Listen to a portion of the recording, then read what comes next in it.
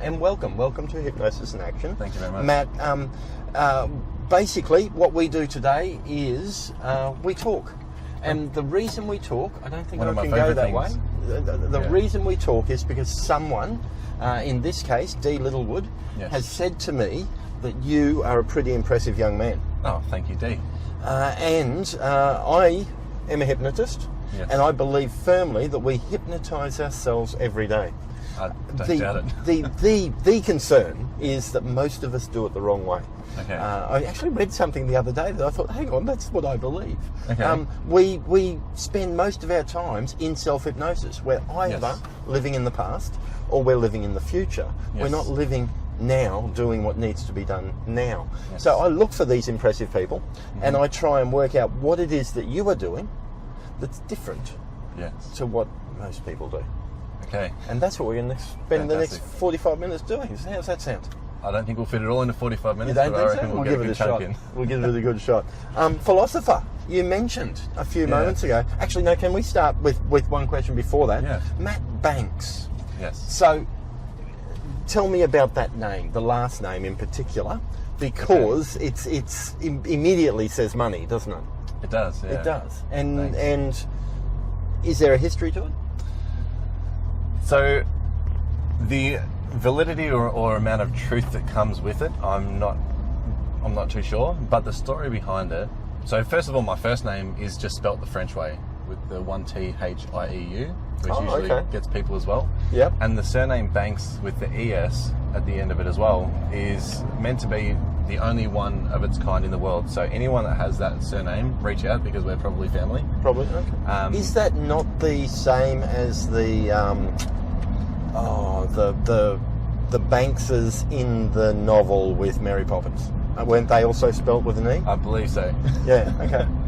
So yes, they are my great grandpa. Runs in the So family. are you in the new movie? I should be. If you are, I want to meet that girl. Fantastic. I've forgotten her name now, but the one that stars in the current movie. Yeah. No, can't remember her name. No, I haven't seen it either. I should. I've been in love with her for years, which is horrible. She's younger than my daughter. No. Beauty comes in all forms and fashions. True. But the story behind the E in the name is that there was a Scotsman and a Frenchwoman back in the day, aristocrats who fell in love, and the Frenchwoman, when they got married, but she wanted some French in the name, so they basically changed the Bankes without the E in it to put the E in it. Okay. Which I don't know how that made it French, but maybe the E had a little thing above the top of it at that time. Scratched her itch. Yeah. So that's the story behind it, and so from there on, everyone with that name is a lineage of that family. So you can, I've got an uncle that has done a lot of family history, and so far rings true.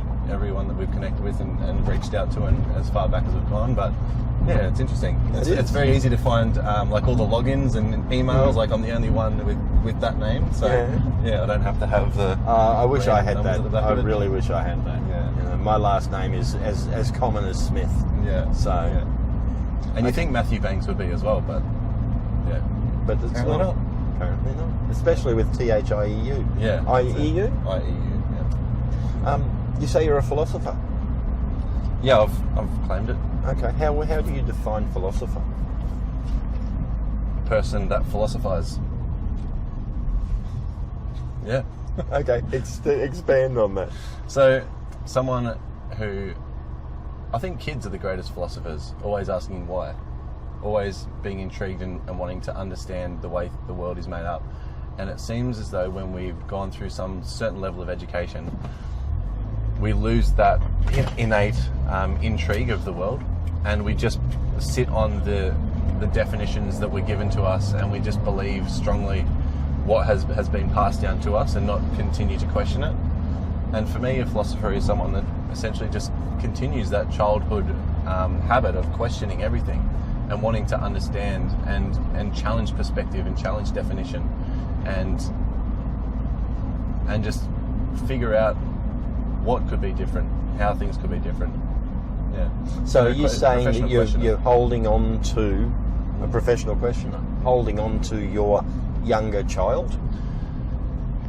It's actually not that I'm holding on to it. It's that the more I learn, the more personal development I go through, and the more work I actually do on my own inner dialogue and inner self. The more I strip back what I've learned as a young adult to adult and revert back to the way I was as a child, and realise that how much as a child we have it right, we're doing things correctly, and how much of the things that we think are reality that we're brought up with and we get taught, and the programs that get set actually just need to be stripped back away then, in order for us to really open up and believe in our true power, understand who we are to our core. Yeah. Okay, so you've got or give out the impression, the feeling that you are stripping away all of those limitations. Yeah, no, not so much limitations, the programs. Yeah. The programs that have been implanted in you.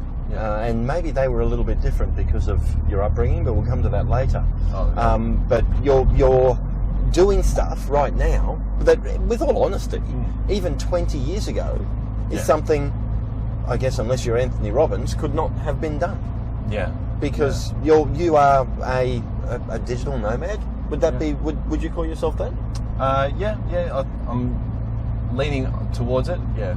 Okay. Almost there, but that's definitely the aim of being there for sure. Digital nomad. And you spend your time speaking to people. Yeah, very much so. What would you have done if fortune had been different and it was 20 years ago, or let's say 50 years ago? Where would you have been? What would you be? Well, they say Einstein said the only limitation is that of the imagination.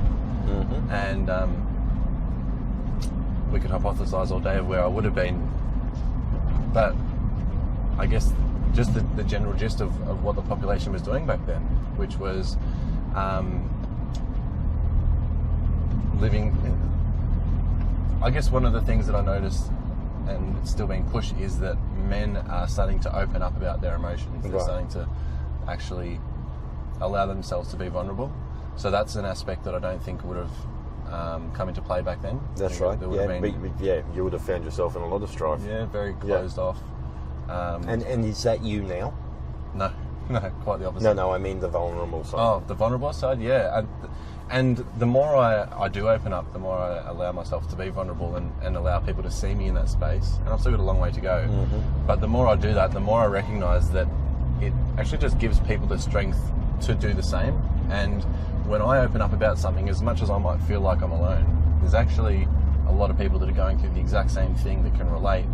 And when I see that happen, and when I put myself on a video post or on a live video, or even just in person sharing these sorts of things with people and about my own troubles and my own challenges and my own insecurities or doubts or fears, a lot of the time they just open up about the same stuff as well. And then there's this mutual experience that we're having that then we can sort of fight together and help each other through.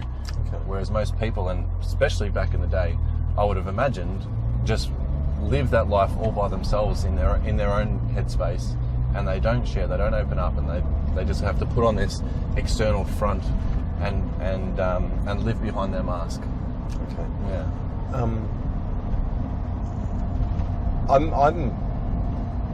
I guess the word is excited about the words you're saying, but I'm also very interested as to how many of the people out there that need to look at this community. Yeah. Or actually, there's many communities that are being built today for doing exactly what you're doing. Yeah, definitely. I still feel that it's in a stage where it's only your very early adopters that are definitely. there. Definitely. Yeah. I'm personal development alone, let alone actually digging deep and doing the deep inner work. Mm-hmm. Like just the surface level of personal development alone is still, I think, only maybe 5%, 2 to 5% of the population. Yep. Like I went to this event in Miami, 35,000 people there. Yep. And that looks like a big number. Mm. But in the grand scheme of things, it's tiny. It's tiny. And I come from a small country town, and I know that the majority of people there probably with a smaller number than 35,000. Yeah, much smaller. Yeah. Actually, that's exactly where I was heading. Right now, I'm living in a small country town. Yeah. and I'm involved with lots of people. Yeah. And there's the personal development isn't something that is front and centre of people's minds. I remember hearing a lot of the time from even, I won't name names, but from a lot of people, the only people that make money are the blokes that are on stage. Yeah. And this is because it's been indoctrinated into us about how important money is. And money is like the religion of today. Yep. Science and money is the religion of today. Okay. So give me your thoughts on money. My thoughts on money. Yeah. Money is energy. Money is a measuring stick. Money, it's the currency of the world. It's the currency of the local economy, and so it's a game, and it's a game that needs to be played. And there's many ways of playing each game. So yeah, it gives us options the more we have. And however, it's not the only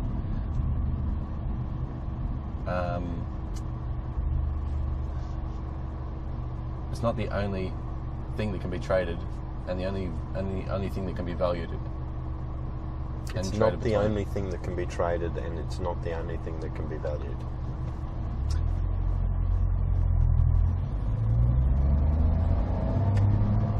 Yeah.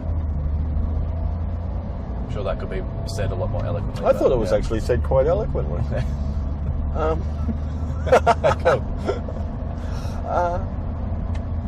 So what are you trading? I trade lots of things.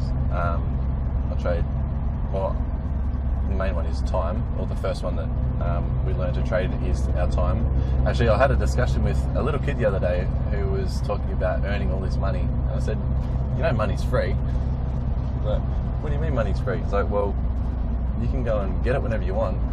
You don't pay money to make money or to get money. It's this free thing you get to go and get if you want to. And so the level at which we and the focus and energy that we put on money and the amount of value we give it, not value in terms of dollar value and what that's going to buy for us, but energetic value that we give it, plays a massive part in people's lives. And I don't think I'm answering your question, but what's coming to me is that I've been in a lot of debt for a long time. Okay. And one of the things that I've recognised, and it really saddens me as well, is how anxious and depressed people get, oftentimes to the point of suicide, when they're in financial hardship. And it's because of the way that we've been brought up, because of the importance that's been placed on money, because of the need to, the perceived need to have it in order to live a certain way, or to have a certain lifestyle, or to have a certain level of fulfillment. Yeah. Okay. So you have spent a lot of your life in debt? Financial debt, yeah. Okay. I like how you clarify that. So do you know what the definition of debt is as well? Yeah, tell me. Let me just... we've got to look it up. I want to get it right. I want to get it right, because it does... Yeah, I do have to look it up. So I'll just keep talking. You just go ahead there and do that. Here we go. A feeling of gratitude for a service or favour. Okay. So you can feel in debt to other people, as well as being indebted financially. Yeah. And sometimes I think feeling in debt to other people may be even more painful than being in debt financially. But I think a lot of us have been there. Talk to me about that. Talk to me about this time that you blazed over it. Yeah. But it I don't know, I heard something. I heard something that said there's more to this story. Yeah. Has it done something to change the way you're travelling? Has it done something to... It's made me need to think outside the box to get stuff done. Right. There's two types of people. There's people that save up and pay for things, or there's people that get into debt and pay for things and pay for it later. And one of the things about being in debt is that if you want to get shit done, you need to think outside the box. Right. I haven't declared bankruptcy before, but even for people that have and are bankrupt, there's still out of the box ways of doing things. And I'll give you an example. The first property investment deal that I ever did, I had no money at the time. I was studying sort of out of the box property investment strategies, and I held one question in my mind, which was, how can I get into the property market without any money? And again, 15-year-old self, there's an answer for every question. So at 15 you were thinking, how do I buy property? No, this wasn't at 15. Right. That's just the advice I would give him. Okay. So, but what we found was, a business owner who had just been in business for not very long, couldn't get finance, but me and my partner could. So we went and bought a property. We allowed them to move in for a higher percentage of interest for a certain period of time. We got investors to put up the deposit funds for the bank, put that all together, and then after all expenses, we made a bit under $1,000 a month cash flow from that deal. Okay. No money down, just communicating, finding out-of-the-box ways of putting things together and making it happen. Okay. For this trip that's just gone over to Miami, again, I didn't have funds to go over to Miami, but I'd been delivering a lot of content. I'd been adding a lot of value to people's lives around in my network, and I just put it out there, like, this is what I want to do and this is what I want to achieve. Can you guys help me with it? And then lo and behold, which was something that made me uncomfortable, because still I'm on this journey of learning to receive and to accept my own value and worth, is that they all got behind me and donated all sorts of funds from all sorts of people, some that I have who I'd never even met before, in order to help me get over to Miami and go on this experience. Right. So it's fun, like in the property investing world, people get, this is an example of the definitions that's get given to money and how the majority of the population accept what they're given and run with it. So most people turn to their parents or to their bank manager or someone around them to give them financial advice, who's not driving a Ferrari, who's not running a multi-million-dollar investment portfolio or a successful business, and that's where they're getting their advice from, which comes from a good place, but it's just not the full rounded picture. So most people go into a 30-year loan. They go and so let's say about 20% of an investment deposit, go into a 30-year loan, and then they're paying off this debt for themselves, which they're stressing about for the next 30 years, working their asses off to do that. Okay? When there is multiple other ways of creating health and wealth within their own financial budget, creating a home for themselves and their family in different ways than just that one avenue. But that's the one avenue that most people follow, because that's what we're told. Okay. Yeah. Okay. Let's step away from property. Okay. Let's step to this trip you've just taken and you've come back from, and you're planning to make the trip over there again. Yeah. So what have you brought back that is worth the trust that was put in you? Yeah, it's a really good question. So what's been brought back was a deep-seated understanding that people are there for one another.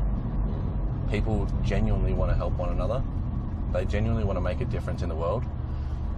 And for me to go back over there is going to be an example of how people can collaborate and come together to deliver something that is for the greater good, to deliver value to the local communities.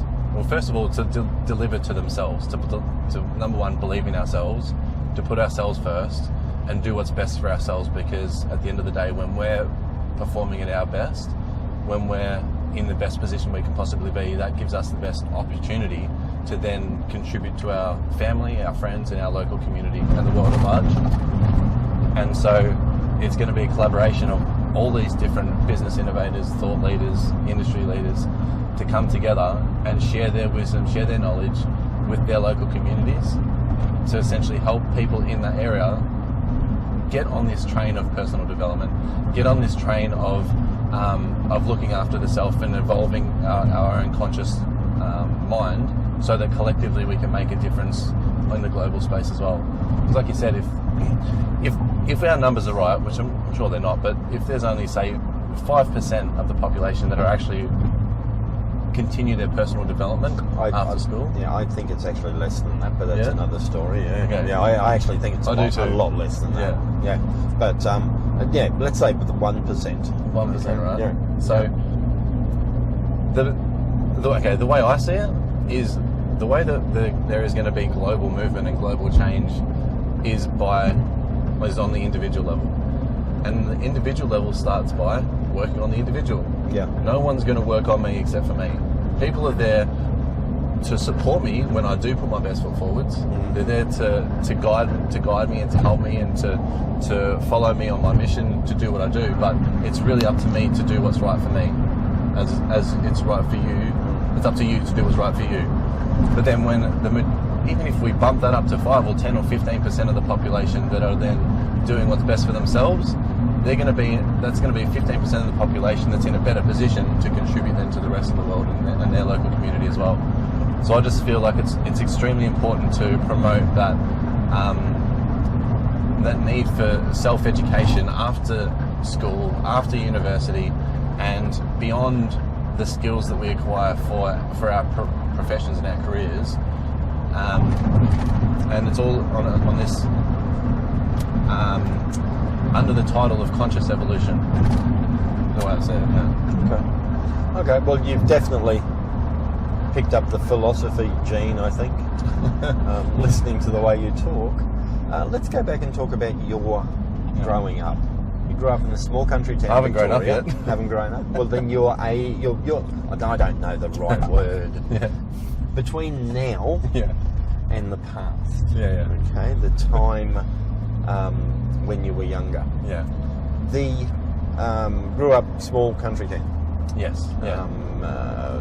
Whose name has lost me. Merbau North.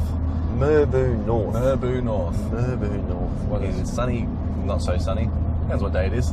Gippsland, South Gippsland. Okay. About 2 hours southeast of Victoria. So just somewhere near the Great Ocean Road type thing. No, other side of Melbourne. Other side. Yeah. Okay. Down near Phillip Island. Yep. Yeah. Okay. Most people know there. So about 45 minutes inland from Phillip Island. Okay. Yeah. Right. And single mum. Yes. Yes. How was that?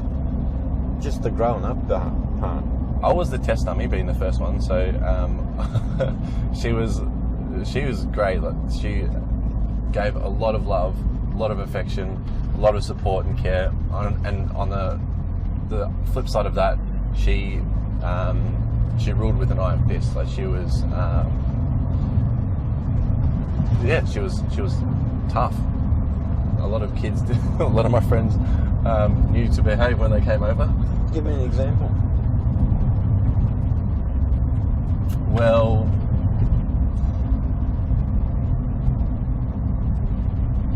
give me an example. Your friends knew to behave when they came over. Yeah. Mum just laid down the law. She wasn't afraid of calling a spade, as she put it, and she just wouldn't take shit. She would just demand respect in her ways. There was not much wiggle room when it came to her philosophy about what needed to be done and how it had to be done. And so, she did what she felt was best in each situation. And as more of us kids came through, she got a little softer and a little softer with each of them. She would probably deny that, but she did. But I mean, and I think also me being the mischievous one out of us. How many of us were there? Me and my there's 5 so Ken's got 3 kids to his first marriage, and then there's me and my sister my sister got a different dad to me as well. Mm-hmm. But then the 5 of us all together. So in age wise, there's myself and then Mark, who's Ken's eldest, who's a year younger than me.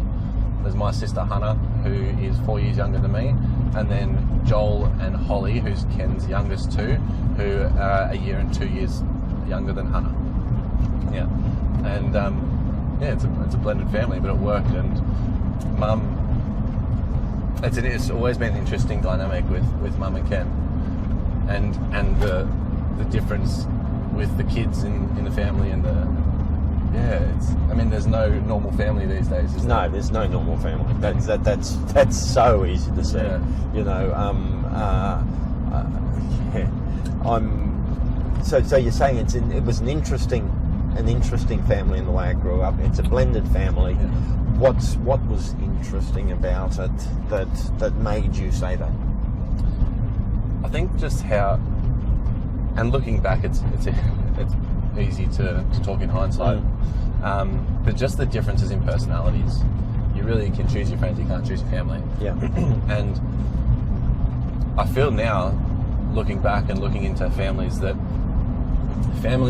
almost our training ground for how accepting we're going to be of the wider community around the world, because there's literally 7.6 billion people on the planet, and every one of them are different. Yep.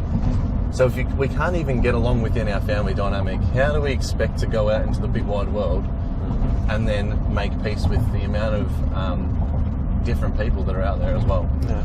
So I really see family as this, like the fractal of the world for us to practice and learn to get along with people that are completely different to ourselves, learn to love our family and accept them, warts and all, and then go into the big wide world. And that's the example of how to love everyone else out in the world as well. Okay. And you succeeded in doing that? Not for a long time. Hell no. After you moved out, or while you were still at home?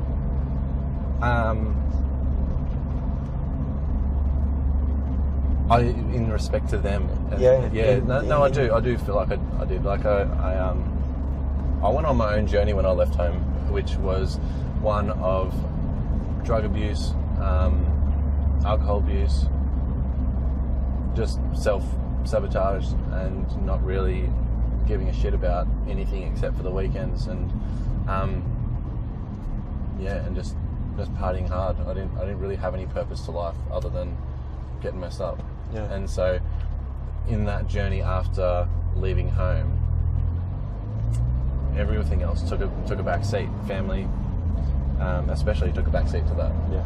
So let's go back to the family for a little while. Yeah. The growing up, yeah. the getting to know this blended family that you were in, the going to school, aspirations as you were going through school? Yeah, so I wanted to be a football player. I wanted to play AFL as a youngster. Unusual for someone coming from Victoria. Yeah. So I loved... so did you do any good? Loved footy. Yeah, I did good. Not as good as what I would have liked. Again, I didn't understand my own value, I think, and I held myself back a lot.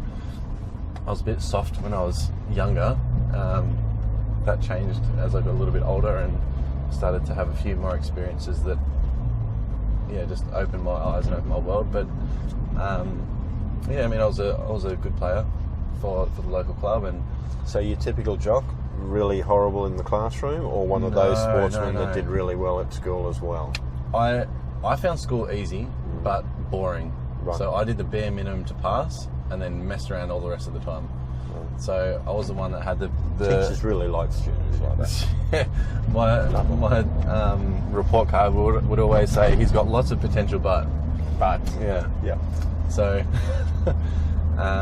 and I never failed, so they couldn't keep me back, and I didn't mess up to the point where they kicked me out of school either. So I just knew the lines. Mm-hmm. I knew how to play within the rules. So I was a good game player. And that's how I thought of it. And how I do think of life as a big game. Yes. And so aspirations. Yeah, I really wanted to play footy, and I loved. I'll go for Essendon naturally, being a smart man. No. And you didn't tell me that.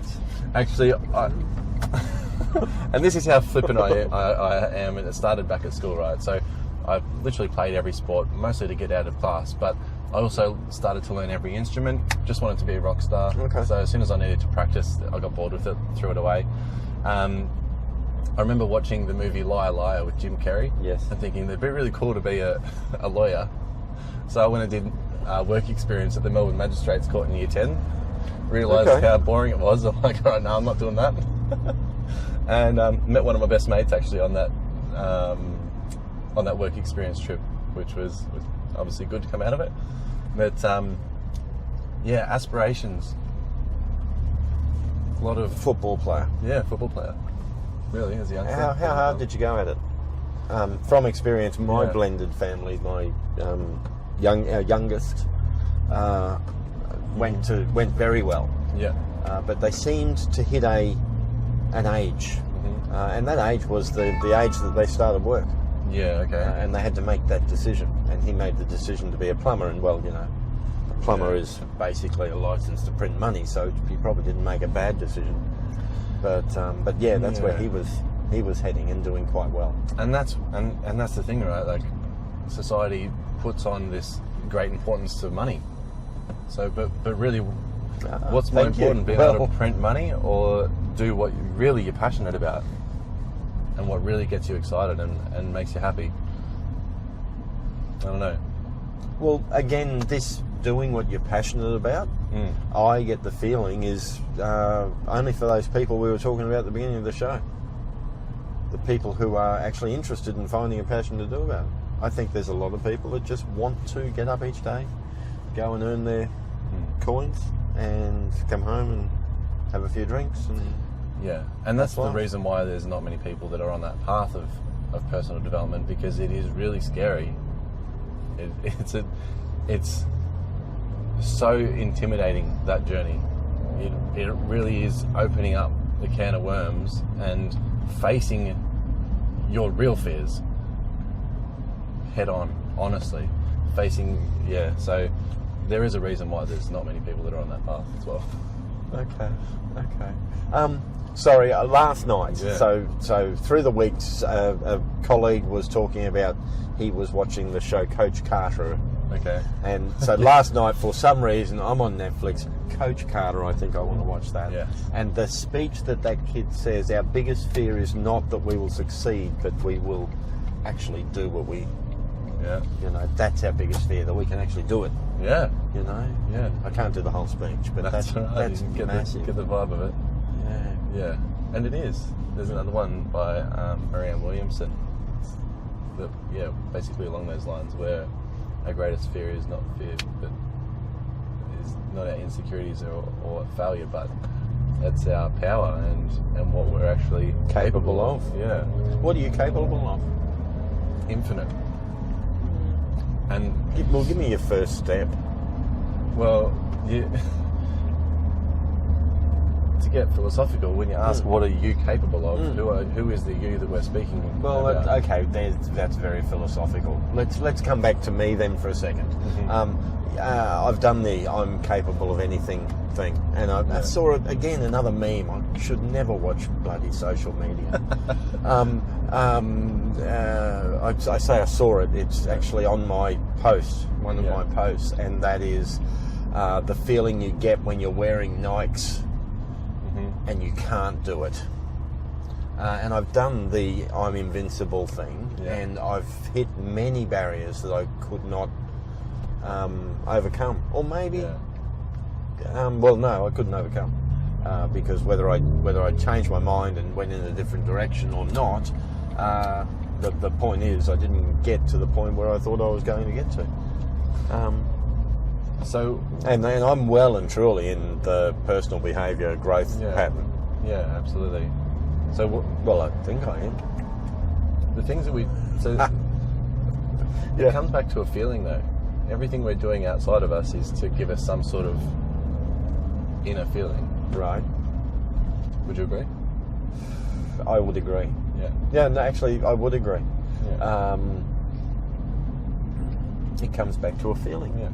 So, little fat kid might say he wants to go do high jump, right?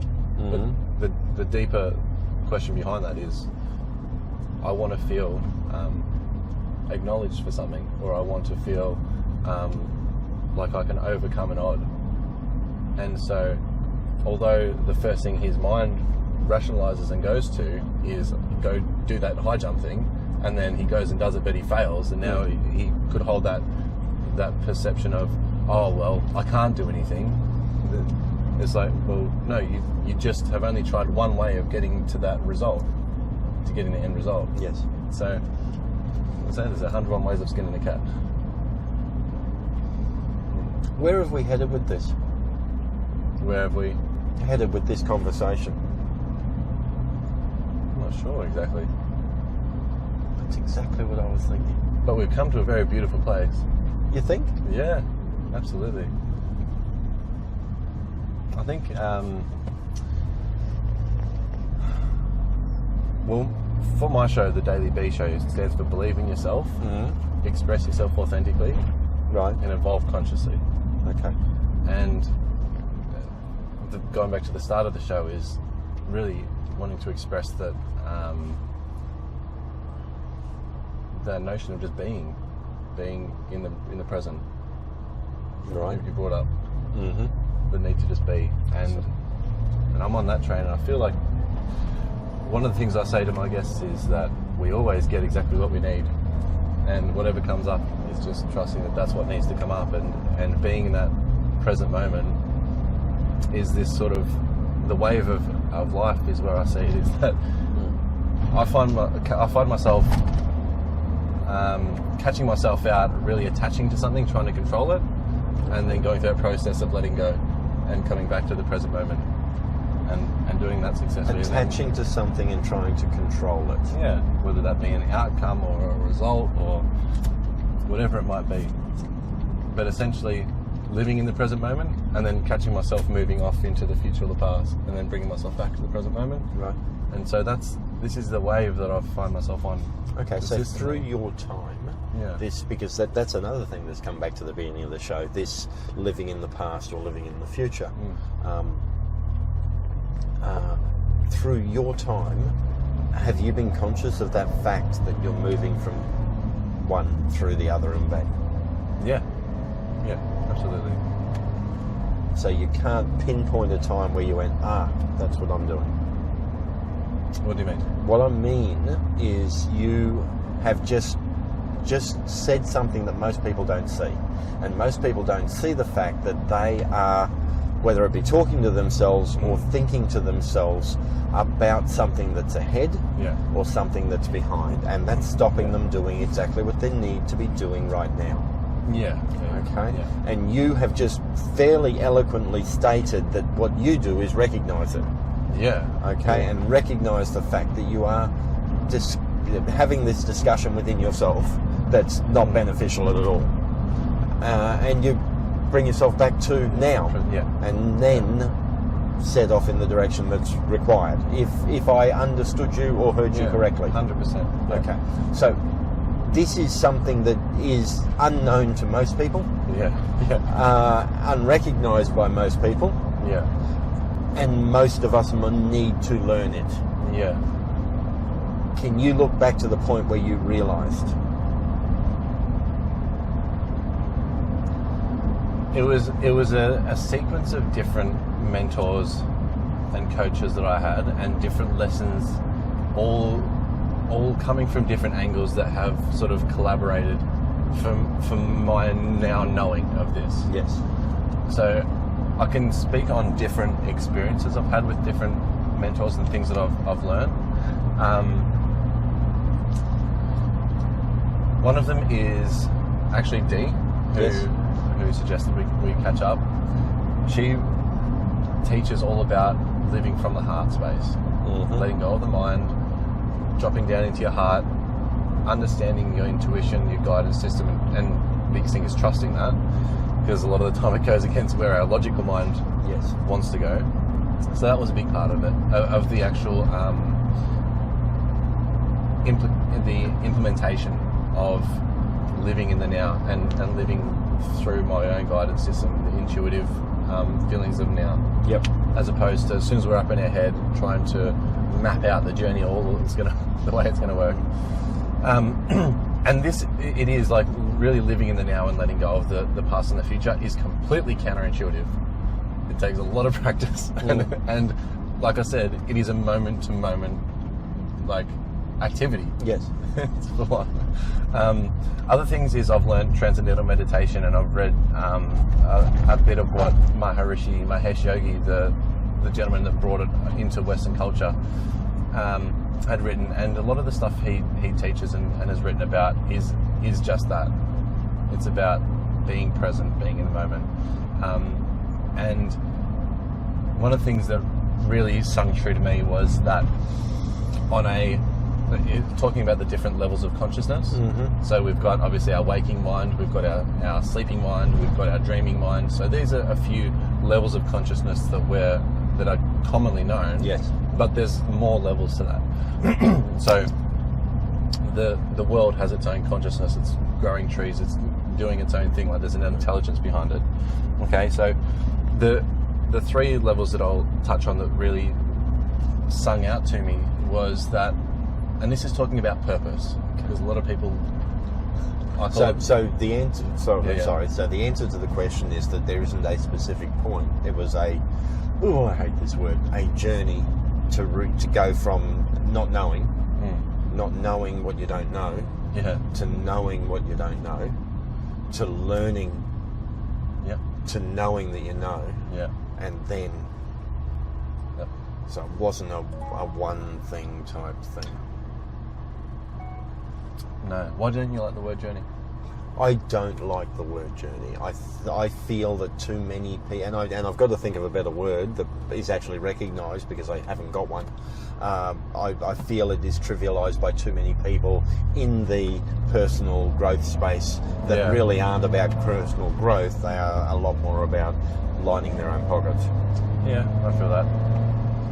I've been using the word destination lately. Oh, okay. Yeah. Okay. But to answer your question, 100%. It's a journey to a destination. It is, yeah. This has been different today.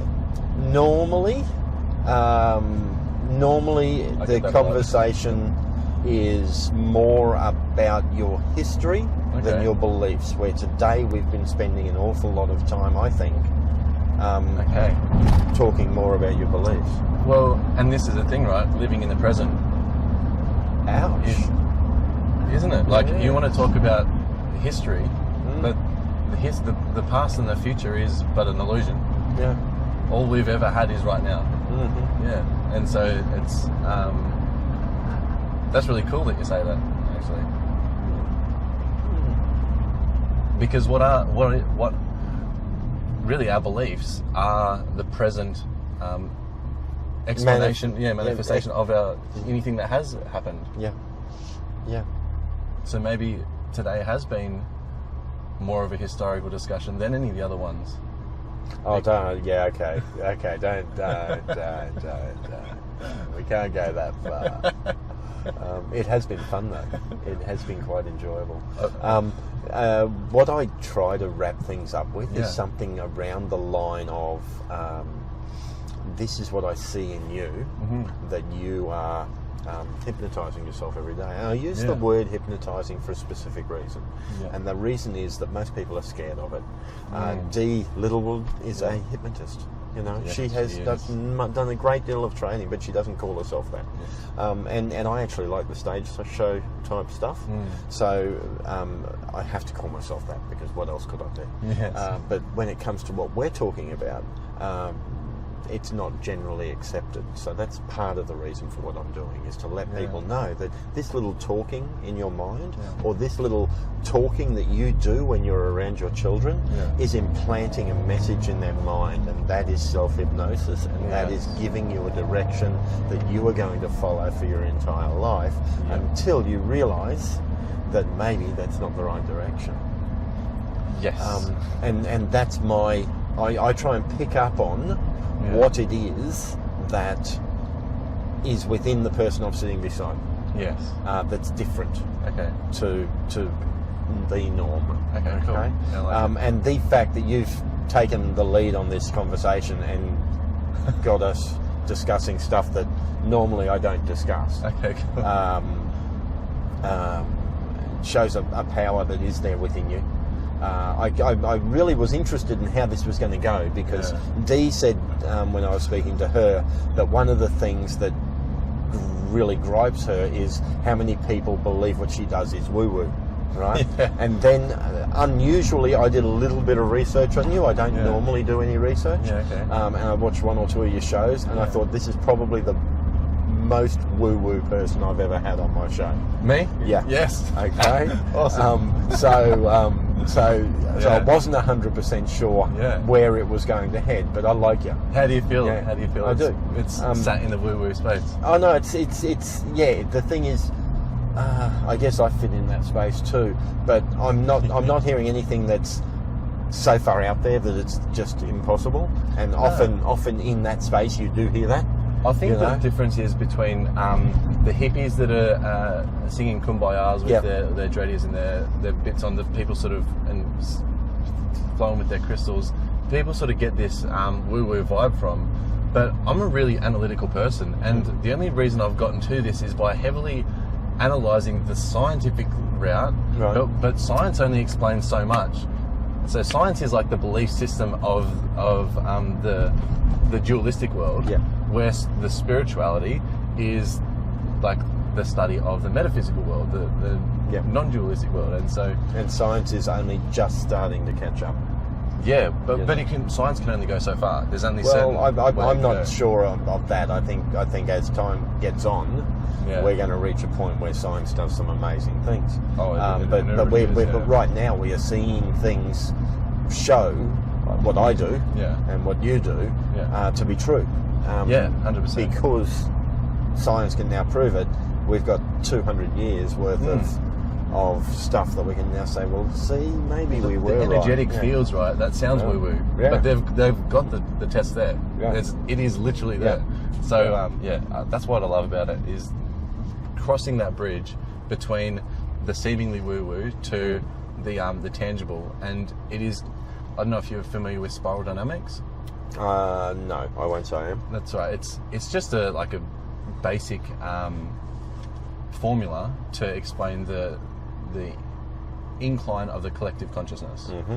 So where we've got science and entrepreneurial sort of self mindset at the moment, which is mostly where the collective is. Yes. And then you've got the greenies above that, which is more about the other, save the planet, peace and love. All right. And so. Okay. Yeah. I'm not going to say anything. No, that's all right. That's all right.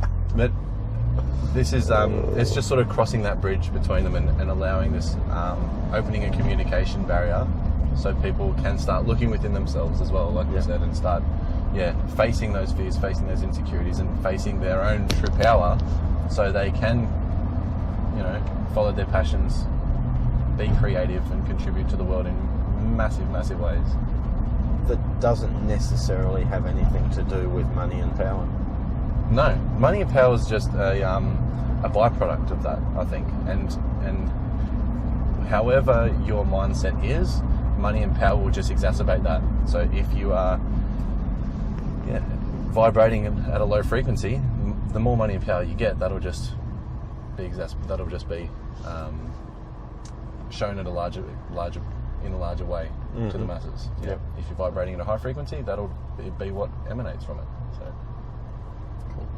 Where do you fit on that scale? In vibration? Yeah.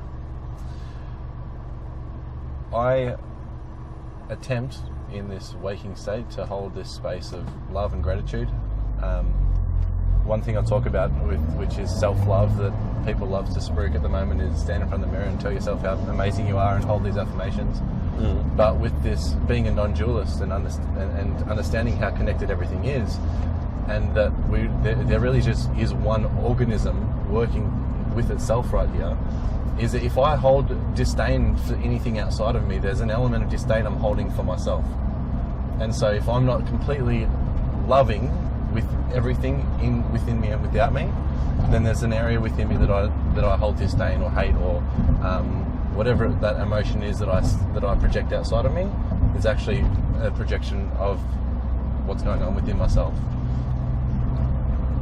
Does that answer the question? I don't think it did. I think it opens several more, but we're not going to head down that path today.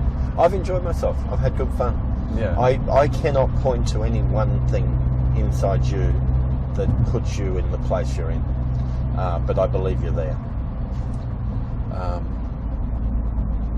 And if I now I'm going to go woo woo. Okay. Go woo woo, brother. Bring it home. I have a granddaughter who hated me for the first 3 years of her life. Oh, really? And I have a deep seated belief that it was a past life thing. Yeah. Okay. That I had slighted her somehow in a past life. Yeah. And she has grown old enough that memory has faded. Yeah. Or I'm just made it all up. I don't know. But I'm actually feeling something from you that is a lot older than the young body you live in. Yeah. Okay. And that's the explanation I'm going to give for the way you manage to hypnotise yourself every day. Totally not something I would normally say on this show. I appreciate it. Glad I could get something different out of you and offer something different as well at the same time. Matt, it's been good fun. Yeah, absolutely. Thank you for being with me today.